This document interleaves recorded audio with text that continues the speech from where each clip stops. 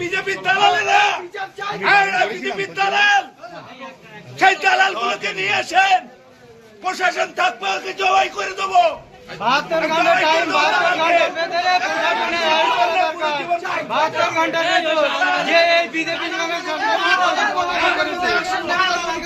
Action না নিলে কিন্তু পরিস্থিতি খারাপ পর্যায়ে দাঁড়াবে। বাড়ি ভাঙচুর করার দরকার, এখন ভালো আছে। তোরা মানসিক জীবন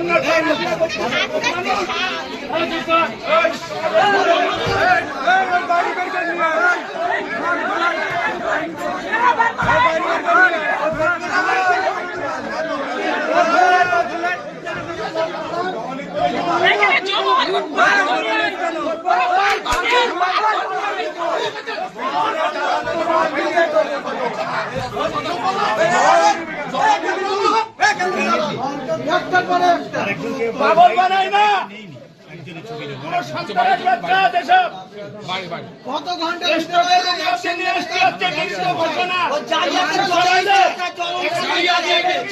আমাকে মৃত দেখিয়েছে, যার কারণে সশরীরে বিডিও সাহেবের সঙ্গে দেখা করলাম।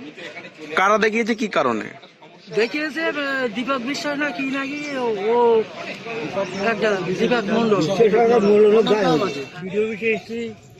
আমাদের তো মৃত্যু ঘোষণা করতেছে, তা আমরা জীবিত আছি কি দেখা চাইছি বিডিও সাহেবের কাছে। কারা করলে এটা? বিজেপির লিডার। কি চাইছেন এখন আপনি? আমি চাই শাস্তি। চণ্ডীপুর 45 নম্বর বুথে 45 জন ভোটারকে মৃত দেখানো হয়েছে, 33 জনকে মৃত, 12 জনকে ডবল দেখানো হয়েছে। বিজেপির মন্ডল সভাপতি দীপক মন্ডল এই জঘন্য কাজটা করেছে, ফর্ম 7 জমা দিয়েছে। ঠিক আছে, তার জন্য বিডিও অফিসে এসেছি। বিডিওর কাছে দীপক মন্ডলের এগেনস্টে কঠোর ব্যবস্থা নেয় প্রশাসন, তার জন্য আমরা এখানে এসেছি। যাদের বিরুদ্ধে অভিযোগ করা হয়েছে তারা কি জীবিত রয়েছে? অবশ্যই জীবিত লোকরাই তো এসেছিল এখানে, তাদের মৃত দেখানো হয়েছে। যাদেরকে এখানে ডেথ ঘোষণা করা হয়েছে ফর্ম 7-এ, তারাই এসেছিল। আপনারা কি চাইছেন? আমরা চাইছি এর পিছনে যে ষড়যন্ত্রকারী আছে তার উপযুক্তমূলক শাস্তি।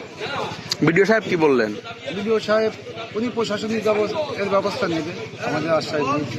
চণ্ডীপুর গ্রাম পঞ্চায়েতের 45 নম্বর বুথে 45 জনকে 45 জনের নামে ফর্ম 7 জমা করা হয়েছে।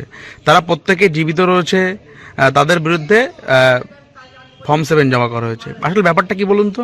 কিছু কমপ্লেন জমা পড়েছিল, আমরা এনকোয়ারি করছি, দেখা যাক কি হয়।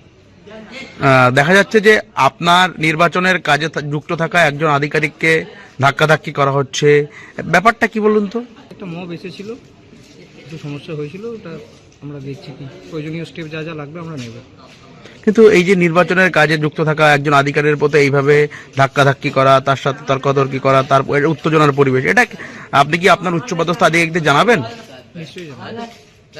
আর এই যারা 45 জনের নামে যিনি অভিযোগ করেছেন, এটা কিভাবে আপনি এ করবেন? বিএলও থ্রু দিয়ে আমরা এনকোয়ারি করছি, যেভাবে যেভাবে হবে আমরা সেভাবে করব।